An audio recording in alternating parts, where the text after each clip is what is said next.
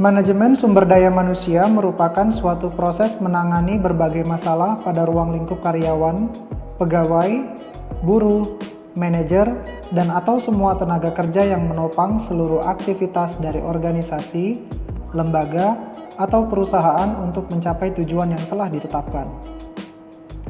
Namun demikian, tidak sedikit perusahaan yang gagal dalam mencapai tujuannya, bukan karena tidak adanya manajemen sumber daya manusia, melainkan dikarenakan adanya kesalahan pada saat melakukan analisa di dalam sumber daya manusia itu sendiri.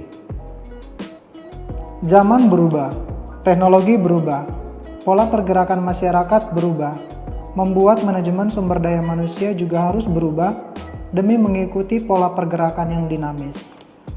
Untuk dapat menutup gap yang diakibatkan ketidaksesuaian antara harapan dan kenyataan dalam sebuah organisasi, atau gap yang ditimbulkan oleh adanya perubahan yang dinamis, disinilah peran pelatihan dan pengembangan dalam sebuah organisasi. Tentunya, dengan analisa yang benar, akan mampu menutup gap knowledge ataupun skill yang berpengaruh terhadap tercapainya tujuan organisasi. Selanjutnya kita akan membahas mengenai konsep dan teori pembelajaran. Cara belajar individu terbagi menjadi dua. Yang pertama adalah belajar sendiri atau tanpa instruktur. Yang kedua adalah belajar dengan instruktur. Belajar sendiri tanpa instruktur, sebagai contohnya adalah membaca buku, memutar video, atau melalui internet.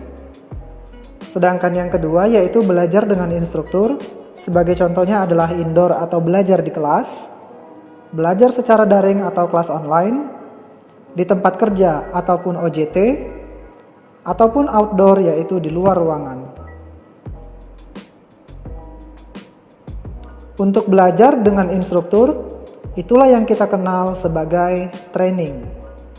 Jenis pembelajaran terbagi dua yaitu andragogi dan pedagogi.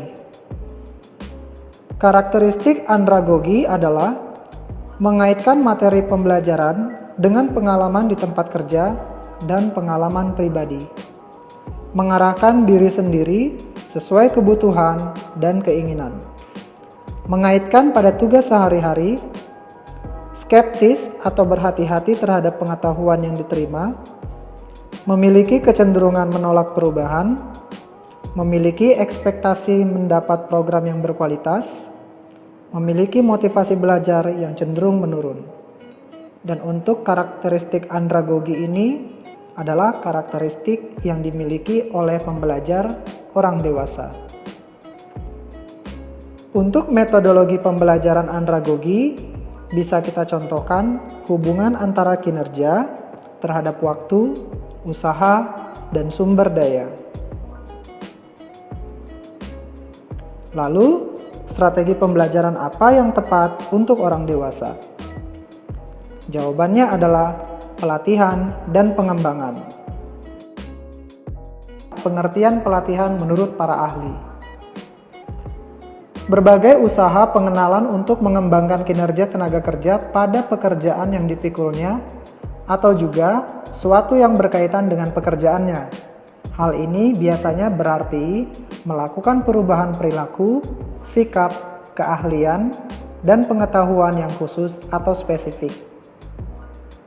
Pelatihan merupakan suatu usaha yang terencana untuk memfasilitasi pembelajaran tentang pekerjaan yang berkaitan dengan pengetahuan, keahlian, dan perilaku oleh pegawai. Jenis pelatihan terbagi menjadi dua.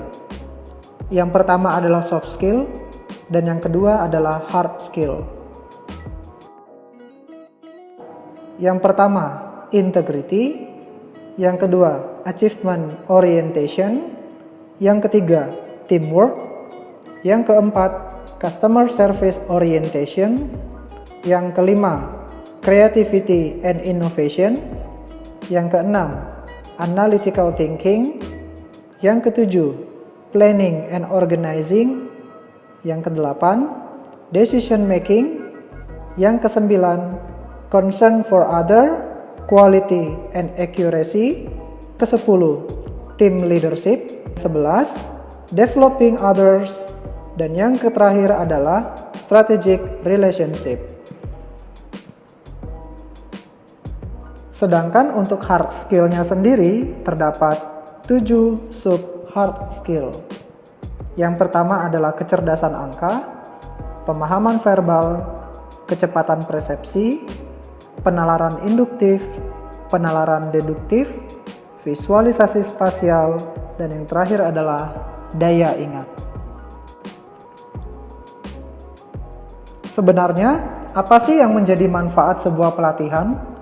Manfaat pelatihan yang pertama adalah meningkatkan kemampuan karyawan.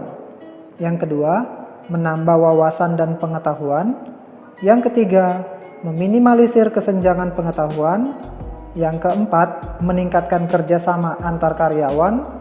Dan yang terakhir adalah meningkatkan produktivitas karyawan. Pada umumnya, pelatihan akan berhasil apabila adanya perubahan cara kerja karyawan. Cara kerja yang lama atau yang kurang efisien setelah diberikan pelatihan menjadi cara kerja yang baru atau yang lebih baik. Tidak cukup hanya membuat peserta mengerti, tetapi membuat peserta menerapkan apa yang mereka mengerti. Lalu, bagaimanakah proses pelatihan berlangsung? Proses pelatihan berlangsung itu dengan menggunakan training cycle process yang disebut dengan ADDIE, yang dimana fungsi dari ADDIE ini adalah sebagai pedoman dalam membangun perangkat dan infrastruktur pelatihan yang efektif dan dinamis yang mendukung kinerja. ADDIE ini sendiri adalah singkatan dari Analyze, Design, Develop, Implement, dan Evaluate. Yang pertama adalah Analyze. Dalam Analyze, yang dilakukan oleh SDM adalah melakukan analisa kebutuhan training ataupun melakukan identifikasi masalah. Pada umumnya, SDM melakukannya dengan cara menggunakan TNA ataupun Training Need Analyze. Untuk indikator analisa ini sendiri, bisa saja menggunakan KPI ataupun pencapaian kinerja, ataupun tujuan dari organisasi, ataupun perubahan yang terjadi di sebuah organisasi sehingga membutuhkan skill ataupun knowledge yang baru. Yang kedua adalah desain. Dalam hal desain, SDM dituntut untuk melakukan rancangan program pelatihan, tujuan pelatihan, dan plan instruction dalam pelatihan itu sendiri. Nah, dalam desain akan dituntut untuk mengetahui apa yang akan menjadi objektif atau tujuan dari sebuah pelatihan. Yang ketiga adalah develop. Dalam tahapan develop, sumber daya manusia melakukan pengembangan rancangan pelatihan, produksi material, serta menyiapkan sarana dan prasarana yang akan digunakan pada saat pelatihan berlangsung. Yang keempat adalah implement. Dalam tahapan ini, segala rencana yang sudah dilakukan mulai dari analisa, desain, serta pengembangan akan diimplementasikan pada tahapan keempat, yaitu implement. Disinilah program ataupun kegiatan pelatihan berlangsung.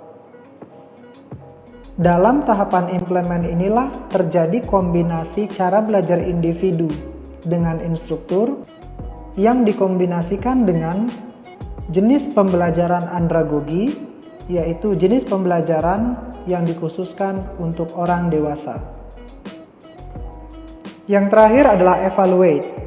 Dalam evaluate, SDM melakukan evaluasi program pelatihan, dan pada umumnya terdapat 3 level evaluasi yang dilakukan oleh perusahaan untuk melakukan penilaian terhadap kegiatan training yang telah berlangsung. Evaluasi level 1. Evaluasi level 1 adalah penilaian yang digunakan untuk menilai seberapa efektif kegiatan pelatihan itu berlangsung.